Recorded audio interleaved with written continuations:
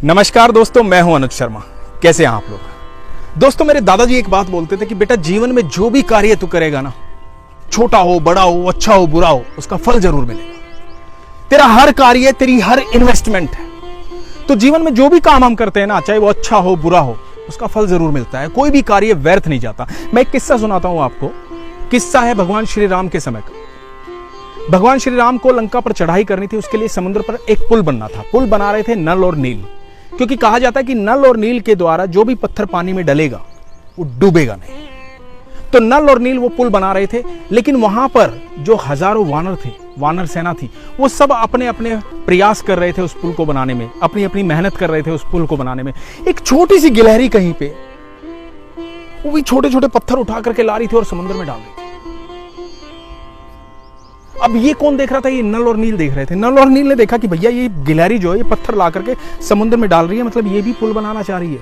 तो हंसने लगे कि हम तो इतने बड़े बड़े पत्थर लेके आ रहे हैं, छोटी सी गिलहरी है, छोटे से पत्थर लेके आ रही है, ये समुद्र में डालेगी तब पुल बनेगा। और ये सारा वाक्य जो है, ये कौन देख रहा था? ये भगवान श्री राम देख रहे थे। तो भगवान श्री राम नल और नील के पास आए और बोले, नल और नील सुनो, ये जो गिलहरी है ना, ये बहुत अच्छा काम कर रही है। जितने भागीदार तुम हो इस पुल को बनाने में, उतनी ही भागीदार ये भी है। क्योंकि ये जो छोटे छोटे कंकर है ना, तुम्हारे बड़े बड़े पत्थरों का बैलेंस बनाएंगे। जब तुम्हारे बड़े बड़े पत्थर एक दूसरे पर लगेंगे और नीचे गिरेंगे, तो ये छोटे छोटे पत्थर उनको गिरने से बचाएंगे, उसको मजबूती देंगे, उसको बैलेंस देंगे। उनकी वजह से ये पुल संपूर्ण होगा। आप सुन रहे हैं दोस्तों? उस गिलहरी के छोटे छोटे पत्थरों की वजह से वो पुल संपूर्ण होगा।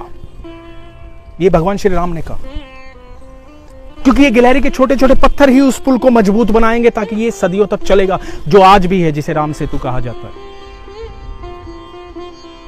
तो दोस्तों, आपका छोटा सा प्रयास कौन देख रहा है पता है? कोई भी आपका उपहास उड़ाए, कोई कुछ भी कहे, लेकिन वो आपका हर प्रयास देख रहा है। वो आपसे मोहब्बत करता है। हमें किसी को दिखाना ही नहीं है, हमें अपना कर्म निरंतर करते जाना है।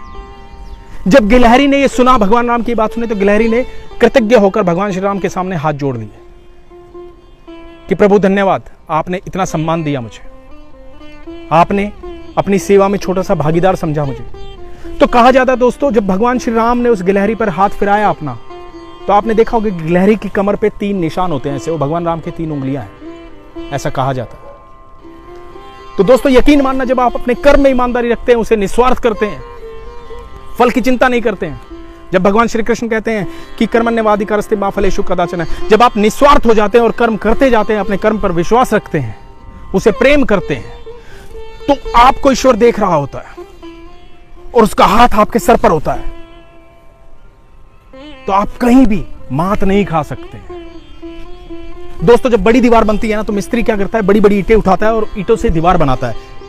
जो छोटे छोटे टुकड़े होते हैं ना, वो सोचते हैं कि हमारा तो कोई महत्व ही नहीं है, लेकिन ऐसा नहीं है। जब वो दीवार बड़ी बड़ी ईंटों से बन जाती है, तो छोटे छोटे टुकड़े उठा करके उसे तराशता है और उसे लगाता है उस दीवार में। जब वो दीवार पूरी होती है, तो आपका जो महत्व है ना, वो कहीं कम नहीं। आप छोटे हैं, बड़े हैं, आप कुछ भी हैं, आप महत्वपूर्ण हैं। बस ये याद रखिएगा, आप जो कुछ भी हैं, आप महत्वपूर्ण हैं।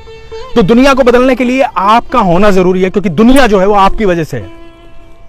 ये पूरी दुनिया आपकी वजह से। आप आंखें बंद कर लेंगे, दुनिया खत्म है। आप आंखें खोल लेंगे, दुनिया हो जाएगी। तो अपने महत्व को कभी कम ना समझें। हरे कृष्णा दोस्तों, ख्याल रखें, सुरक्षित रहें। धन्यवाद।